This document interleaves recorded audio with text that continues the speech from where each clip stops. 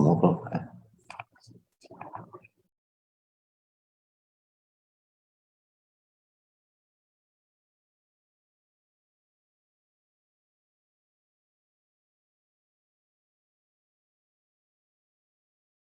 warahmatullahi wabarakatuh.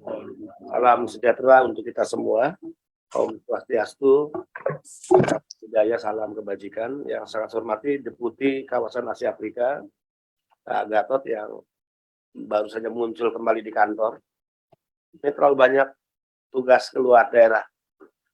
Ya. Beberapa direktur yang hadir, kemudian staf, ya, jajaran BP2M Pusat. Yang sangat hormati juga dari KDI hadir Pak Norman. Ya Pak, siapa Pak? Kedengeran nggak suara saya ini? Kedengeran Pak. Oke, siapa lagi yang hadir? Ada Bu Mai Pak, Mbak Mai. Oke, selamat bergabung ya. Siap. Ini rapat yang memang agak mendadak karena situasi yang sangat penting dan kita harus mengambil beberapa keputusan yang sangat strategis dan juga tentu sebagai bentuk respon kita atas dinamika yang sangat dinamis di luar. Pertama, kita akan membahas terkait progres penempatan G2G Korea, dan kedua, terkait penempatan sektor domestik Taiwan. Sebagai pengantar, saya sampaikan, kemarin saya dan jajaran BP2MI bertemu dengan atase ketenagakerjaan dari Kedutaan Besar Korea, didampingi oleh staf dari HRDK. Kemudian siangnya, ya, kita bertemu dengan pihak Taiwan, dalam hal ini TETO. Ya. Kita membicarakan beberapa isu yang juga penting terkait penempatan sektor domestik. Nah, izin Pak Norman, mungkin kita akan memulai dengan Taiwan lebih dulu, dan Ya Bapak. Korea. Nanti saat masuk ke pembahasan Korea, Pak Norman dan kawan-kawan bisa meninggalkan Zoom ya. Siap Bapak. Untuk Taiwan kemarin dalam pertemuan, jadi jelas TETO mewakili Taiwan menyampaikan Taiwan konsisten atas apa yang diputuskan dalam joint export tanggal 21 Juni 2022. Ya, joint export, yaitu TETO, kemudian Kemnaker hadir dan juga BP2MI. Dan itu juga pasti diupdate ya oleh pihak KDI. Dua hal yang selama ini kita desak dan kita minta ke Taiwan dikabulkan dalam pertemuan itu. Satu, kenaikan gaji dari 17.000 menjadi 20.000. Ini juga tentu yang selama ini didesak oleh pihak KDI ya, kepada pihak Taiwan. Nah, ini perjuangan panjang, perjuangan yang cukup berdarah-darah prosesnya, bisa dikatakan begitu. Ya, tapi kita selama ini tidak pernah mengenal lelah ya.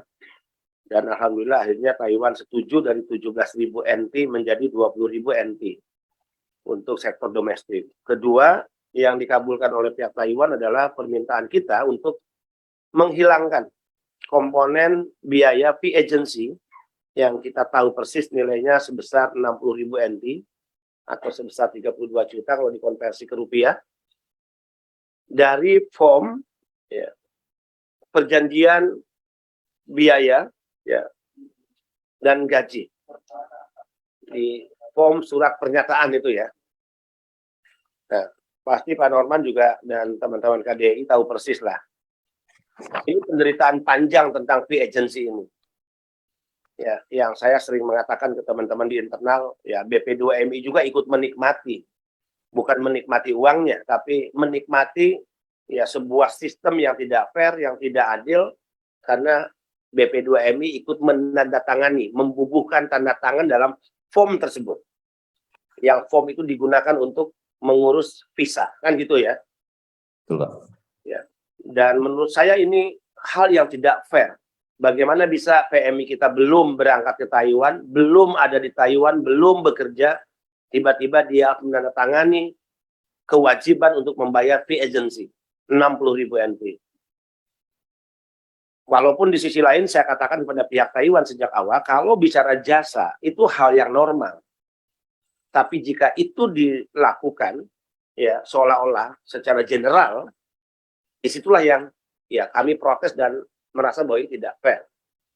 Sehingga kalau terkait jasa agensi, serahkan itu kepada PMI apakah dia mau menggunakan jasa agensi atau tidak, kan gitu. Tidak boleh menjadi sebuah ketentuan yang lebih cenderung dipaksakan, ya. Dan jika tidak menandatangani surat perjanjian tersebut, di mana ada komponen fee agency, maka PMI tidak bisa mengurus visa, kan gitu. Betul, Pak. Nah, alhamdulillah akhirnya Taiwan setuju untuk mengeluarkan. Dan dia sudah mengirim ke kami form baru. Ya, form baru yang dalam form itu jelas-jelas dihilangkan komponen biaya fee agency-nya. Kenapa dua hal ini membutuhkan perjuangan panjang yang berdarah-darah? Saya memberikan testimoni ini. 14 kali pertemuan kami dengan Teto. Jelas kok, mereka tidak mau Perban 09 2020 tentang pembebasan biaya penempatan diberlakukan. Bahkan di Taiwan sendiri Pak Norman menyaksikan bagaimana ada mobilisasi demonstrasi, kan gitu.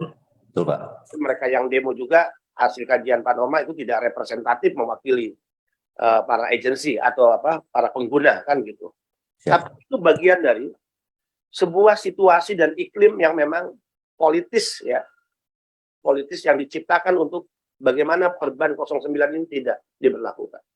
Kedua, ya, ini testimoni saya. Bagaimana saya dibujuk oleh pihak-pihak, ya, agensi bahkan di dalam negeri, mohon maaf, agar Perban tersebut tidak diberlakukan.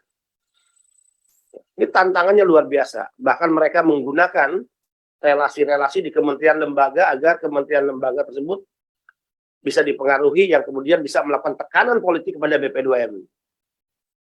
Saya jalan, ya, saya tabrak semua. Ya. Dan bahkan dari 14 kali pertemuan saya dengan Teto, ini banyak saksi nih, Pak Depril saksi. Saya pernah diminta 4 mata bertemu dalam satu kamar di sebuah hotel di Jakarta. Ya. Hanya untuk menegosiasikan bagaimana agar ini tidak diberlakukan, peraturan Badan 09. Dalam beberapa pertemuan itu saya katakan pada mereka, jika Anda memaksakan atas nama peraturan dalam negeri Anda kepada pekerja kami, lalu apa salahnya jika kami juga mengeluarkan sebuah regulasi yang merupakan bagian dari perintah undang-undang yang berlaku di negara kami, yaitu Perbadan tentang 09 itu kan perintah undang-undang pasal 30 ayat 1. Maka negosiasinya adalah, kalau Anda tidak ingin ini diberlakukan di negara Anda, maka saya minta satu kenaikan gaji, ini sudah diminta lama, ya. KDI juga sudah memberikan pertimbangan tentang ini karena pekerja kita sektor domestik sudah sangat lama, sejak 2017 tidak pernah mengalami kenaikan. Atau yang kedua juga tambahannya adalah hilangkan fee agency yang membebani pekerja kita 32 juta itu bukan uang kecil, ya. Nah, ternyata alhamdulillah proses panjang berdarah-darah, ya, godaan setan yang terkutuk, kemudian juga bujuk rayu segala macam lewat, dan kita melewatinya dengan sukses, dengan baik, yang akhirnya 21 Juni Joint Task Force memutuskan dua hal itu. Pertanyaannya adalah, kalau itu sudah menjadi keputusan dalam Joint Task Force, karena itu juga forum resmi, bahkan delegasi Taiwan dipimpin oleh Wakil Menteri Ketenagakerjaan Taiwan, KDI juga hadir ya dalam forum itu. Lalu kapan proses penempatan sektor domestik akan kita lakukan? Kan itu pertanyaannya. Ya.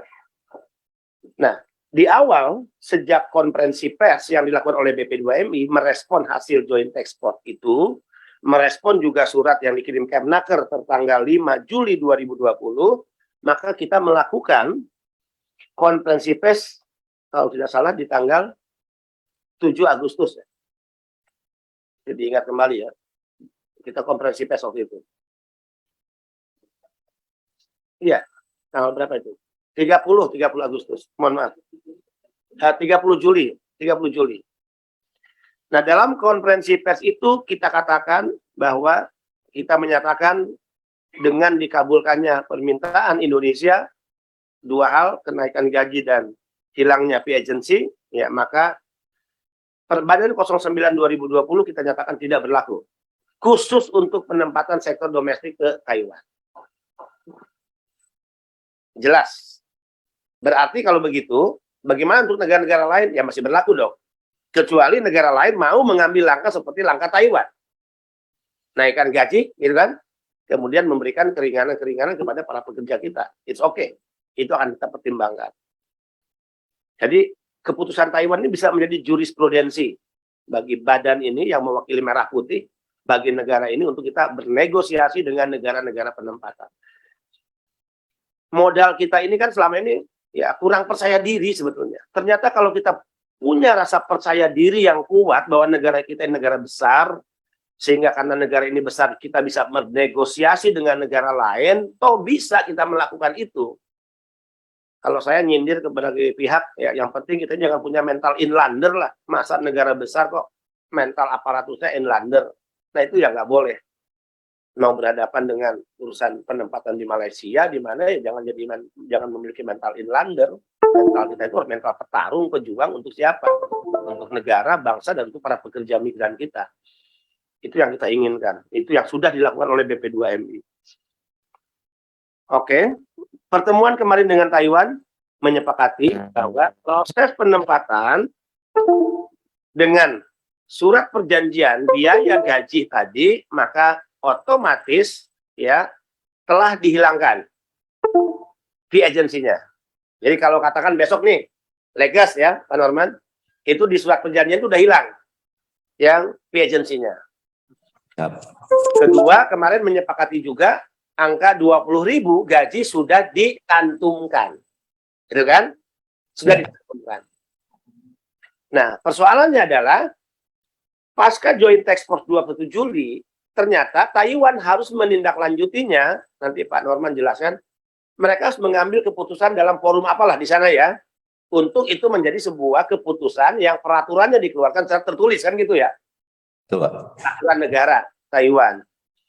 Nah, pertanyaannya kan itu, kemarin saya sudah ngobrol juga dengan pihak Taiwan. Nah, ini kan sesuatu yang unpredictable. Ya, apakah minggu depan, apakah bulan depan, apakah 2 bulan depan, apakah 3 bulan depan, kan gitu. Nah, kalau menunggu peraturan tertulis itu, maka kapan kita menempatkan para pekerja sektor domestik yang juga sudah tertahan nih? Kan gitu. Kemarin saya berikan solusi kepada pihak Taiwan. Gini aja deh, sepanjang Anda komitmen, saya katakan dengan keputusan Joint Task Force, ya udah kita tetap berangkatkan aja mereka yang sudah menuntut untuk minta diberangkatkan ke Taiwan. Tapi kami akan mengambil langkah besok kita mengumpulkan para P3MI ya, bagi P3MI dan PMI-PMI yang terus mendesak harus segera diberangkatkan sebelum peraturan tertulis diputuskan dikeluarkan oleh pihak Taiwan, dia harus membuat surat pernyataan untuk bersedia. Katakan jika itu peraturan itu keluar bulan depan, berarti kan untuk bulan ini dia nggak menerima gaji 20.000 NT, kan gitu resikonya. Ya kalau akhirnya mereka mau, si PMI-nya ya udah diwakili P3MI bertanda tangan hitam ya di atas kertas, kemudian juga bermeterai bahwa PMI-nya, P3MI-nya tidak akan menuntut karena mereka sendiri yang meminta diberangkatkan cepat gitu. Ini juga solusi, ya. Tapi mudah-mudahan sih kalau katakan kita berangkatkan minggu ini nih, ya, Pak Norman, tiba-tiba minggu depan sudah ada keputusan, berarti ribunya udah bisa diterima dong saat gajian mereka, kan gitu ya. Nah, jadi kita jelas pada posisi yang tidak ingin mempersulit, membuat lama-lama proses penempatan, dan kita harus jelaskan ini ke berbagai pihak, ya. Ini sengaja saya siarkan live nih, Pak Norman. Seperti katakan kita ingin membangun sebuah tradisi baru bahwa ya bernegara ini harus terbuka. Tidak ada bernegara yang harus menutup-nutupi apa yang dikerjakan oleh institusi negara, institusi pemerintah. Harus terbuka karena negara, pemerintah dibiayai oleh uang rakyat, uang negara yang sesen pun uang negara yang digunakan oleh institusi negara yang dipertanggungjawabkan kepada publik. Itu nggak boleh ada urusan-urusan yang kemudian kita tertutup atau bahkan menutup-nutupi lah. Ini nggak boleh. Nah, ini untuk Taiwan clear, sehingga kita sudah menyusun cost structure-nya nih, Pak Norman. Ya, cost structure-nya sudah kita susun. Ya.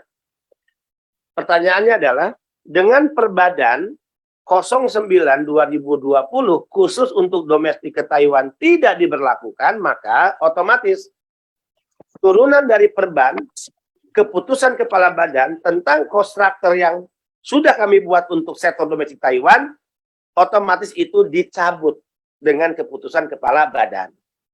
Nah, kalau itu dicabut, maka kontraktor mana yang menjadi rujukan? Maka yang menjadi rujukan adalah kontraktor dengan komponen yang lama. Nah, yang lama itu yang berlaku selama ini, Pak Norman, sebelum perbadan keluar ya. Ya. Nah, pertanyaannya, bukankah kontraktor yang digunakan sebelumnya perbadan lama adalah kontraktor yang keputusannya dikeluarkan oleh Kementerian Ketenagakerjaan? Ya. Kayak gitu ya.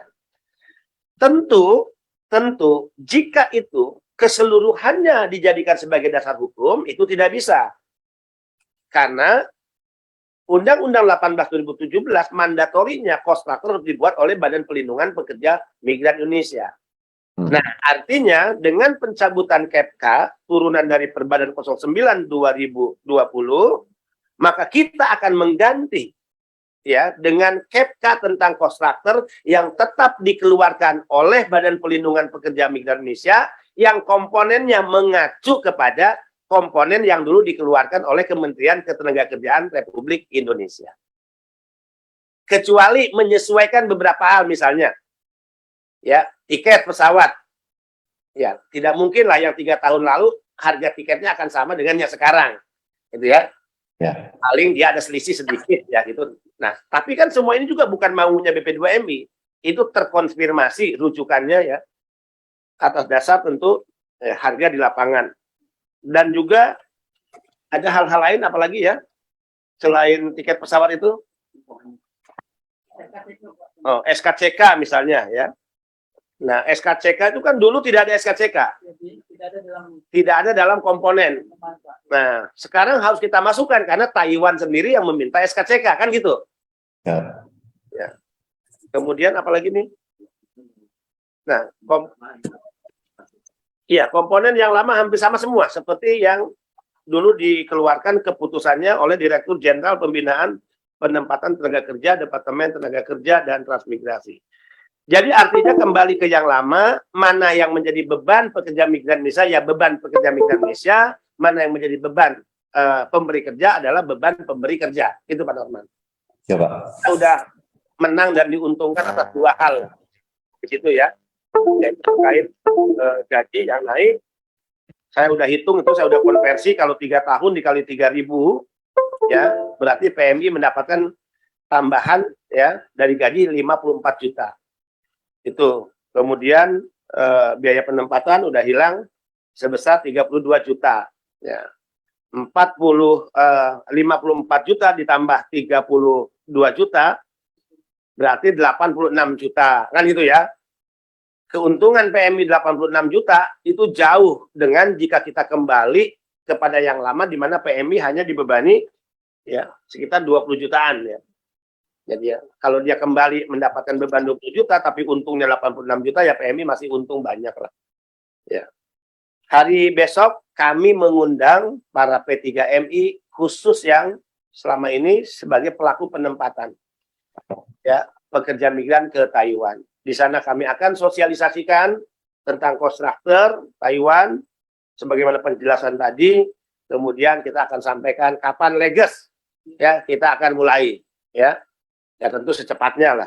Kalau besok kita sepakat minggu ini juga. Kalau besok sepakat minggu depan, dimulai hari Senin misalnya, ya kita mulai minggu depan. Kita undang besok ada sekitar 32 P3MI. 32 sampai 36 PMI yang selama ini fokus penempatan ke Taiwan. Hari ini ya saya mengutus penempatan Asia Afrika non pemerintah untuk bertemu dengan Naker. Ya, sifatnya hanya forum konsultatif menyampaikan kepada Naker ini loh kontraktor. Supaya nanti jangan digoreng lagi, kita udah kembali ke kontraktor lama. Sekalipun ada penyesuaian hanya kecil aja karena sesuai fakta lapangan, nanti digoreng lagi seolah-olah kita tidak melakukan perubahan apapun. Ya.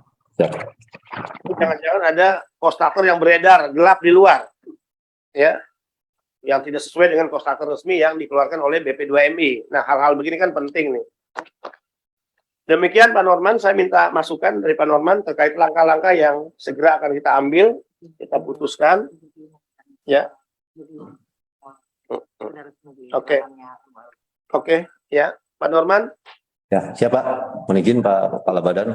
Hari Silakan. ini saya sudah dapat masukan resmi hari ini. Iya, betul Yang Pak. akan terjadi ternyata Moel sudah mengumumkan tentang kenaikan gaji 17.000 menjadi 20.000 NT. Ya. Ya. Betul Oke. Pak. Ya. Oke, jadi tidak ada pertimbangan-pertimbangan lain lagi, ya. Ya. Besok kita undang P3MI, kita putuskan tentang kontraktor dan kita putuskan tentang dimulainya leges untuk penempatan Taiwan. Silakan sampai kesempatan Pak Norman. Ya, Mungkin ada informasi yang terbaru dan bagaimana kesiapan juga KDI terkait keputusan MOL, ya, dan juga rencana penempatan kembali pekerja sektor domestik kita, ya, yang akan dimulai legesnya, ya, insya Allah minggu ini atau di hari Senin awal minggu depan. Silakan Pak Norman. Siapa Badan, mohon izin. Assalamualaikum warahmatullahi wabarakatuh. Yang saya hormati Bapak Kepala Badan, Bapak Deputi, Bapak Ibu Direktur, Bapak Ibu semua yang hadir dalam rapat pada siang hari ini. Mohon izin menyampaikan Bapak Kepala Badan, Bapak Ibu sekalian bahwa barusan kami juga menerima press release dari MOL terkait dengan kenaikan gaji sektor informal dari 17.000 menjadi 20.000. Sebenarnya kami menerima informasi kemarin itu ada informasi ke kami bahwa kemungkinan akan diumumkan hari ini untuk kenaikan gaji dimaksud.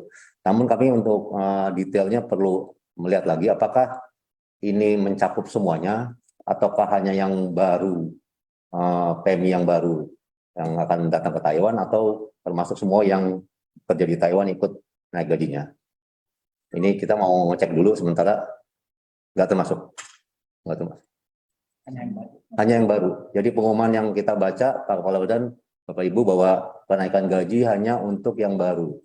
Tidak termasuk mereka yang masih bekerja di Taiwan. Oh ya, jadi yang baru ya? Baru, ya. Yang baru. Hal itu kan memang normal ya, karena tidak ada kan keputusan yang bersifat retroaktif kan. Iya. Itu ya progresif ya ke depan, bukan ke. Kalau itu dimaklumi lah. Tapi minimal ini sebuah pencapaian yang luar biasa lah dari kita semua ya. Dari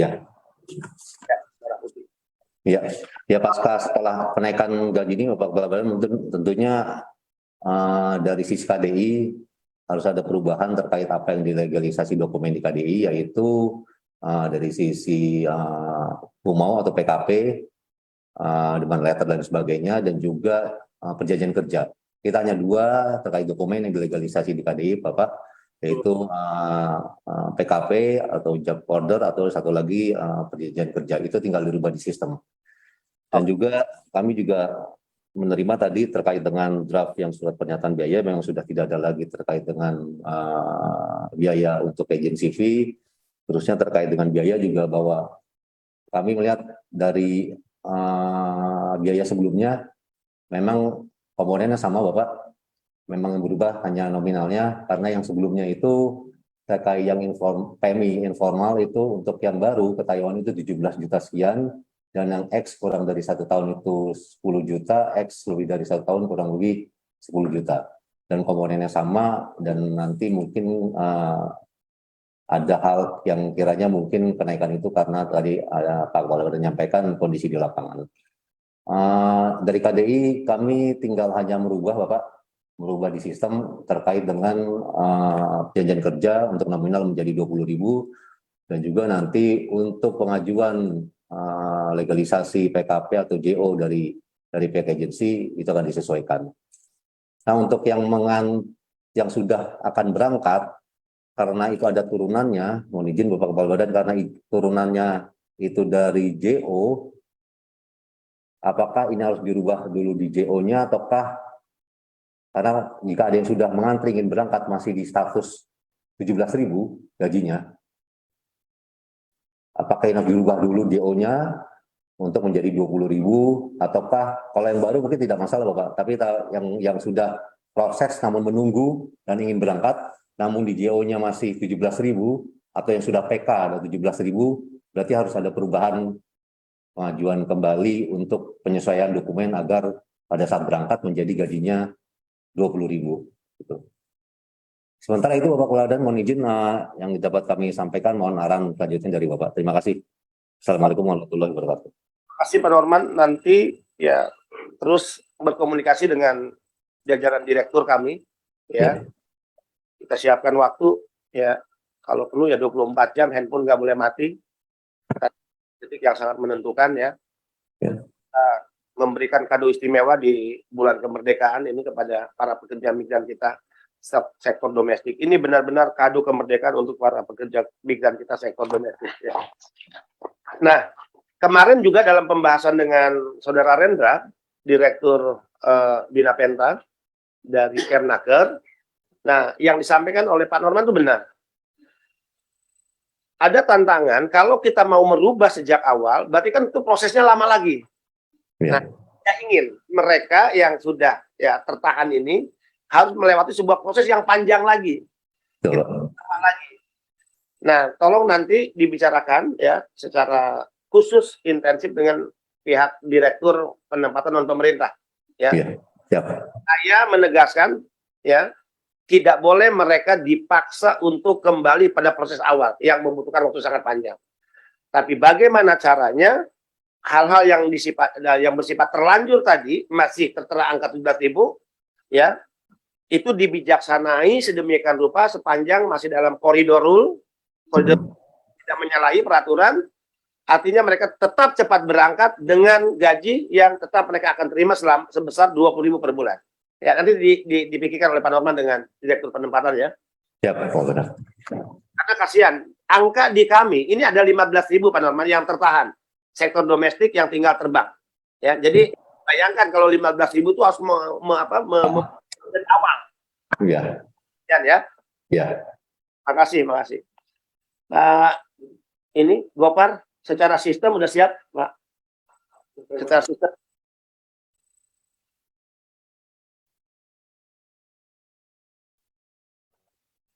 Ya, tentunya kami akan mengupdate cost structure yang akan dikeluarkan dengan FK yang baru. Dari situ siap. Demikian Pak Norman, ya. Siap, Bapak. Hari ini kita lakukan pencabutan atas KPK yang lama, ya. Saya tangani langsung surat pencabutannya dan insya Allah nanti malam besok pagi sudah kita tangani cost structure yang baru melalui keputusan Kepala Badan, ya. Siap. Terima kasih Pak Norman. Kita akan lakukan Korea sampai bertemu selalu ya. Terima kasih Bapak.